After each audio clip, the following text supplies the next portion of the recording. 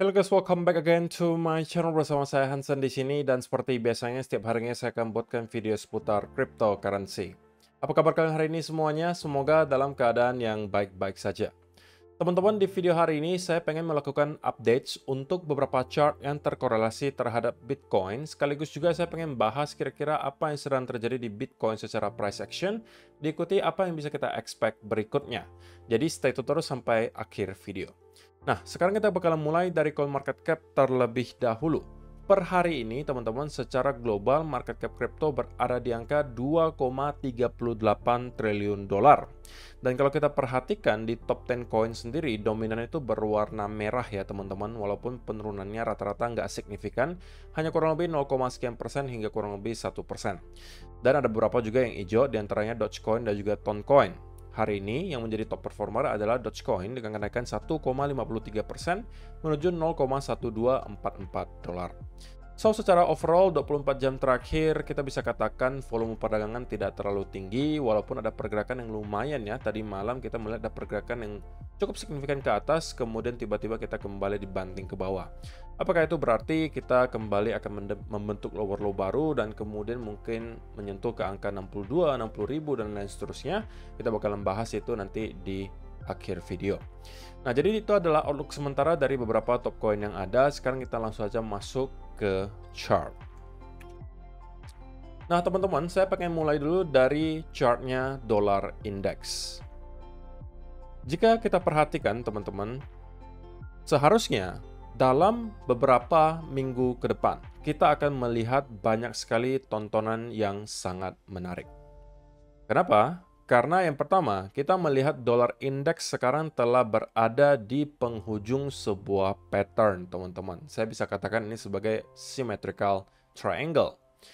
Dan jika diperhatikan gitu ya, kita kemarin sempat mencoba untuk breakdown dari area symmetrical triangle-nya, tapi kemudian selalu gagal. 2 minggu berturut-turut ada buik di bawah area lower trend line, dan kita sekarang kembali closing di atas area symmetrical triangle-nya atau di dalam area symmetrical triangle-nya. Dan saya rasa dalam kurun waktu 1 atau 2 minggu ke depan kita sudah akan bisa melihat keputusan dari dollar index. Pengennya breakout ke atas atau breakdown ke bawah.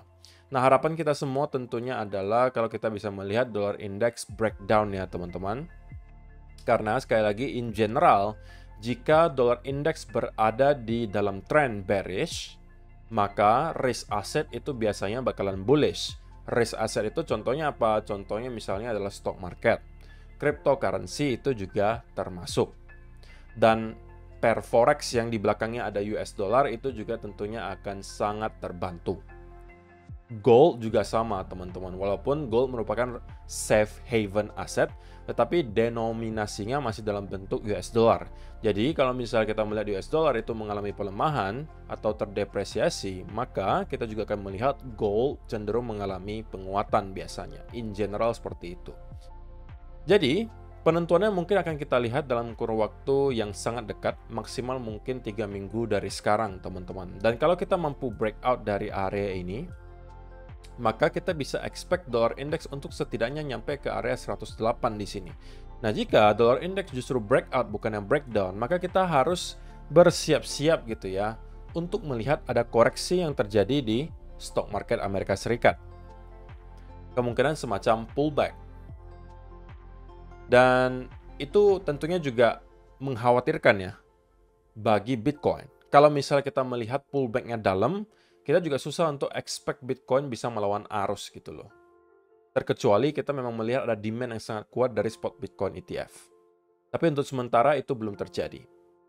Mungkin banyak dari investor juga yang menunggu ya hasil dari breakout dollar index ini. Atau juga kebijakan-kebijakan moneter dari The Fed berikutnya. Ataupun data-data ekonomi yang mungkin bakalan kita lihat rilis di beberapa minggu ke depan. Ini akan menentukan tentunya apakah benar The Fed hanya akan melakukan rate cuts satu kali tahun ini, ataukah kita bisa melihat ada perkembangan yang signifikan dari segi data ekonomi, yaitu inflasi dan juga tingkat pengangguran yang bisa mempercepat The Fed untuk memutuskan pemotongan suku bunga, dan mungkin lebih dari sekali. So, teman-teman, dalam beberapa minggu ke depan kita akan melihat apa yang bakalan terjadi kalau dollar index breakout-nya ke sebelah mana, dan itu bisa sedikit banyak menentukan tone pergerakan dari risk asset. Untuk sementara, kalau kita lihat di time frame yang lebih kecil, maka saya bisa mengatakan bahwa dolar indeks kemungkinan masih akan terus mengalami kenaikan atau apresiasi, setidaknya kembali nge-retest ke area upward trend line-nya di sekitaran area 106 di sini. Tentunya kalau kita yang merupakan pemegang rupiah, teman-teman, ini juga bukan berita baik ya kalau dolar indeks terus mengalami penguatan. Karena sekarang saja kita melihat rupiah itu sudah jebol 16.400, teman-teman. Barang-barang yang kita impor dari luar yang menggunakan denominasi US dollar itu semuanya mengalami apresiasi harga yang sangat signifikan. Tentunya ini akan membawa banyak sekali masalah ya.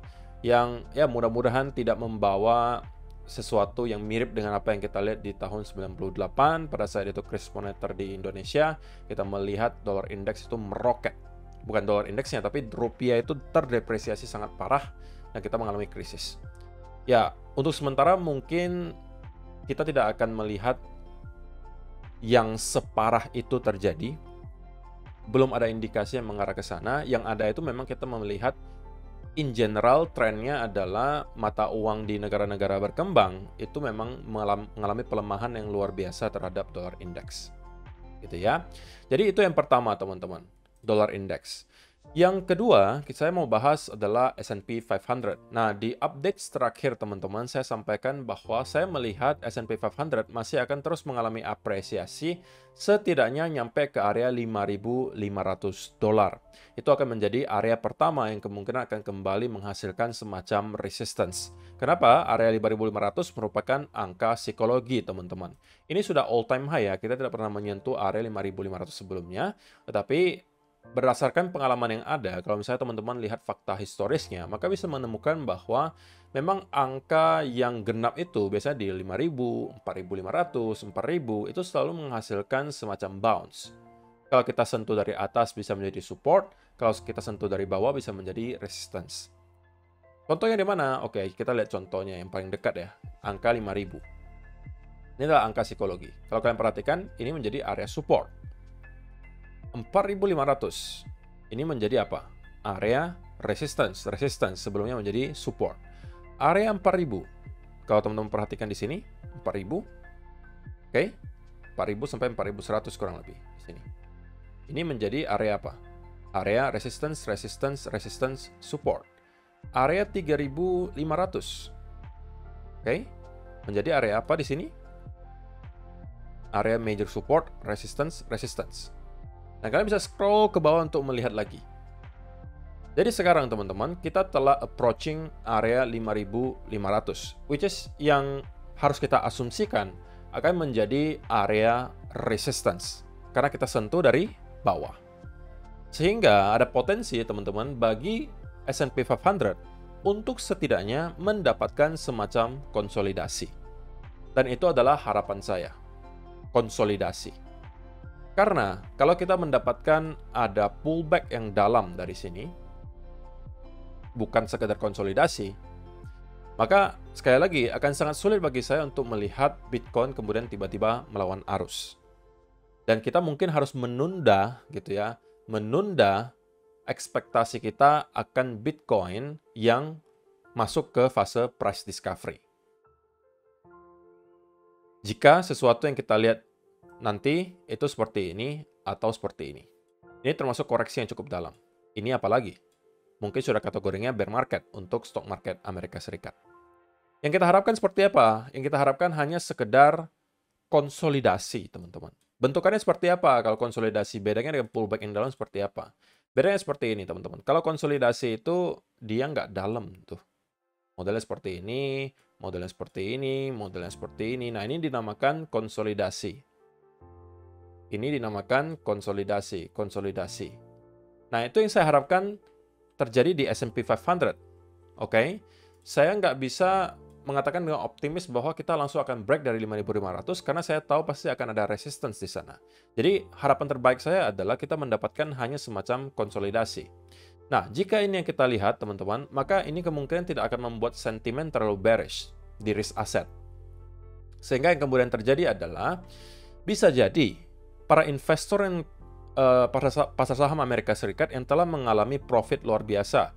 Mungkin dari start investasi di sini dan sekarang melakukan taking profit di sini, itu bisa mengalihkan sebagian profitnya atau mungkin sebagian besar profitnya itu di-roll ke cryptocurrency. Itu adalah harapannya gitu. Yang membuat tentunya cryptocurrency atau Bitcoin khususnya bisa mendapatkan angin segar. Sebelumnya, teman-teman, kita memang mengetahui bahwa bukan setiap kali ya, tapi sering kali ketika S&P 500 mengalami koreksi yang besar, kemudian break dari all-time high sebelumnya, dan start melakukan konsolidasi, biasanya performa Bitcoin itu bakalan baik. Jadi itu adalah harapannya, teman-teman. So, untuk outlook S&P 500 sendiri, karena kita sudah menyentuh area 5.500, saya expect kita akan segera mendapatkan semacam pullback dari area 5.500 atau ya kita bisa break barely di atas, mungkin di sekitaran 5.550-an maksimal, dan di sana kita akan start mengalami pullback, dan mudah-mudahan pullbacknya tidak terlalu dalam, karena kalau itu yang kita lihat, sekali lagi kita akan sulit melihat Bitcoin untuk melawan arus. Nah, kemudian yang ditunggu-tunggu mungkin adalah Bitcoin gitu ya. Apa yang sedang terjadi di Bitcoin? Sekarang saya mau kasih semacam clue dulu, teman-teman. Bukan clue sih, tapi mungkin semacam analisa lah ya, untuk weekly. Satu hal yang saya pengen lihat terjadi di weekly close kali ini adalah setidaknya Bitcoin untuk close di atas area 65.800. At least kalau itu yang terjadi, teman-teman, saya bisa katakan bahwa harusnya masih akan ada optimisme di market. Kenapa? Karena itu berarti kita masih berhasil closing weekly candle lebih tinggi daripada top cycle di tahun 2021. Karena pada saat itu tahun 2021, walaupun kita sempat menyentuh 69.000, tetapi weekly close paling tinggi itu hanya di sekitaran 65.500. Jadi weekly close tertinggi cycle sebelumnya 65.500. Yang kalau teman-teman perhatikan area tersebut juga sebelumnya selalu dicoba untuk dipertahankan. Nah, ini areanya, teman-teman. Kalau kalian tarik garis di sini, kalian akan bisa melihat dengan jelas. Area tersebut selalu menghasilkan bounce. Selalu dicoba untuk dipertahankan. Sebelum pada akhirnya kita berhasil untuk close di bawah area tersebut dan kita kembali mengalami koreksi yang dalam. Sebelum pada akhirnya kita kembali mampu breakout di atas area tersebut dan menjadikan area tersebut sebagai support di weekly candle terakhir, tapi kemudian kita sekarang kembali mencoba untuk breakdown. Nah, jika teman-teman kita berhasil untuk breakdown di bawah area 65.000, kurang lebih 65.500 sampai 66.000 dolar, dan closing weekly candle di bawah area tersebut, ya maka itu bukan berita baik untuk Bitcoin, dan kita bisa mengalami konsolidasi yang lebih berkepanjangan, teman-teman, daripada mungkin ekspektasi kita. Jadi mudah-mudahan ya dalam beberapa waktu ke depan kita bisa melihat Bitcoin kemudian mengalami apresiasi secara harga dan closing setidaknya di area 65.800 lah. Itu harapan saya. Karena kalau itu yang terjadi, kita bisa expect bahwa para bulls kemungkinan akan start kembali masuk karena melihat ada dua candle berturut-turut, kita berhasil mempertahankan area ini sebagai area support. Itu di weekly, teman-teman. Nah, kalau kita bicara ke time frame yang lebih kecil ya, sebenarnya belum banyak perubahan yang saya bisa sampaikan ke kalian. Nah, di video kemarin, teman-teman, kita mengatakan bahwa ada potensi pembentukan apa di sini, inverse head and shoulder, untuk kita mengalami reversal. Oke? Dan saya katakan, ekspektasi saya adalah kita setidaknya nge-retest ke area trendline. Kita memang sempat breakout, kita sempat retest, dan mungkin ada sebagian dari teman-teman yang sempat masuk ke setup ini. Maka kalau kalian masuk, antara kalian keluar dalam keadaan break even, oke, atau kalian keluar dalam keadaan loss. Dan itu adalah bagian dari perjalanan, teman-teman. Saya harus katakan bahwa setup yang kita lihat di sini adalah setup yang gagal.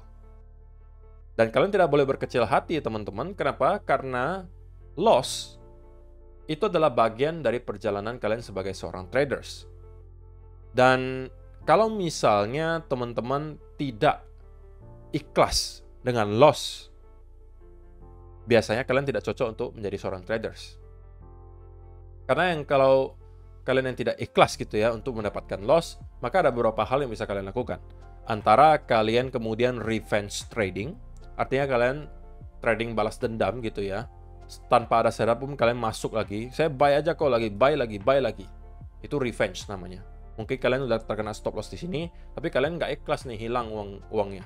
Dan kalian mau secepatnya mengembalikan uang tersebut, lalu kalian masuk asal gitu loh. Itu bisa menjadi opsi pertama. Opsi kedua yang bisa kalian lakukan kalau kalian tidak ikhlas gitu ya. Kalian bisa menggeser stop loss atau bahkan menghilangkan stop lossnya sama sekali.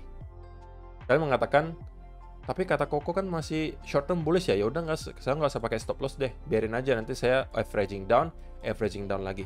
Nah kalau kalian termasuk salah satu atau orang-orang yang nggak ikhlas gitu ya, please teman-teman, close posisinya sekarang.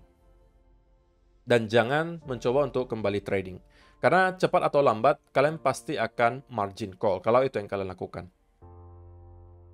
Sehebat apapun kalian untuk menganalisa, kalau kalian tidak ikhlas untuk mengambil loss, maka kalian sudah masuk ke jebakan. Jebakannya apa? Yang bisa membuat kalian melakukan beberapa hal yang kemungkinan besar akan menghasilkan margin call untuk kalian. Revenge trading, dan juga tidak menerapkan risk management. Itu sudah fatal.